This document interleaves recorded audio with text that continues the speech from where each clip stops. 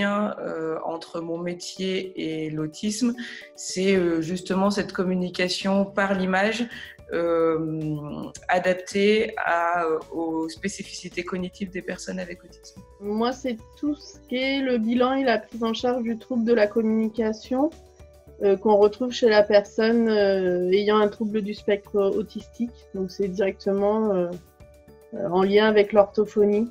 Nathalie travaille au Centre Ressources Autisme, donc tu as aussi cette double casquette en institution et en structure publique. C'est une structure médico-sociale qui est portée par le CHU et qui a pour but de donner de l'information aux personnes autistes elles-mêmes, aux familles et aux autres professionnels. Je travaille beaucoup en éducation structurée, c'est-à-dire que par le visuel, on amène le maximum d'informations pour qu'ils puissent mener à bien une tâche. Tout ce qui va être développement du langage, pareil, on va le structurer avec des images, des consignes visuelles. On va utiliser c'est d'inspiration Teach et ABA, qui sont des méthodologies anglo-saxonnes, de structuration du temps, structuration de l'espace.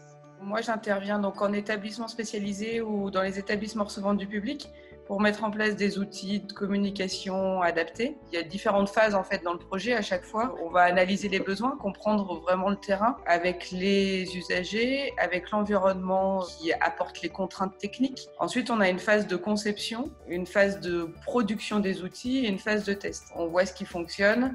Ce qui ne fonctionne pas, on modifie, on repasse à la phase de conception, on produit, on reteste, etc. jusqu'à arriver au produit, enfin à la solution qui convient le mieux. Ce qui est essentiel, c'est de mettre l'usager au centre de la conception. C'est à la fois les bénéficiaires, donc les personnes avec autisme elles-mêmes, mais ça va être également les professionnels. Les outils doivent être avant tout pris en main par les professionnels avant qu'on espère un jour que les jeunes en établissement puissent les utiliser. Il y a une infirmière qui participe au groupe et une psychomotricienne aussi, et psychologue. Et Nathalie, orthophoniste. Chacun vient avec son expérience terrain et puis son savoir de professionnel.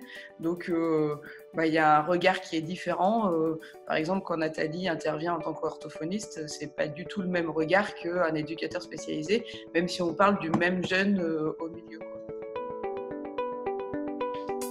Là, c'est vraiment un projet sur un établissement.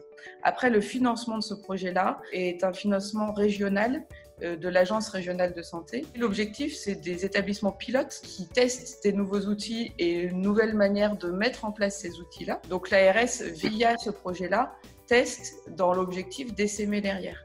Donc il y a cette idée de dire les bonnes pratiques qui auront été mises en place dans ces établissements pourront inspirer d'autres établissements. Il y a eu un financement et pour notre établissement qui est médico-social et pour un autre établissement qui est sanitaire et sur lequel 2 outils distincts vont être testés et où on va pouvoir échanger. J'ai des projets dans la ville et notamment un avec la métropole de Clermont sur une étude des signalétiques pour les piscines de la métropole. J'ai impliqué les équipes qui sont à l'IME Édouard Seguin dans le comité de pilotage de ce projet-là parce qu'on se rend compte que les outils sont les mêmes aussi, ou doivent être similaires. C'est-à-dire que par exemple, un protocole pour l'apprentissage du lavage de mains va se retrouver donc à Sainte-Marie, à l'IME Édouard Seguin, mais aussi peut se retrouver hors les murs, à la piscine ou dans d'autres lieux.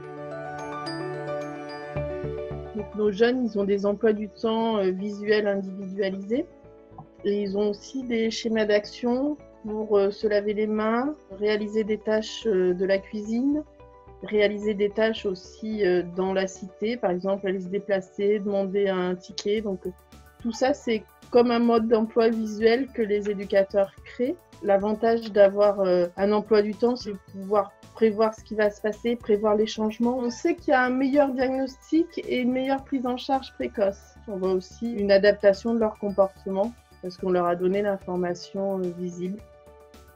Et on a aussi des jeunes, nous, qui s'expriment qui ont des tablettes avec un système de communication et des images intégrées.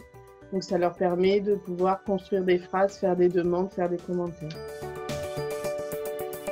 On insiste beaucoup sur le fait que la personne TSA, c'est un penseur visuel et de pouvoir justement lui donner un maximum d'informations de manière visuelle et claire clarifier l'environnement, être clair dans ce qu'on attend, vraiment la clarté de l'information qu'on va amener. Quand on met en place des outils de communication visualisée, ça sert à bien plus que l'autisme. On va améliorer le confort de tout le monde en facilitant la communication. Les parents des enfants autistes, ils deviennent des super bricoleurs, ils bricolent des emplois du temps, des schémas d'action.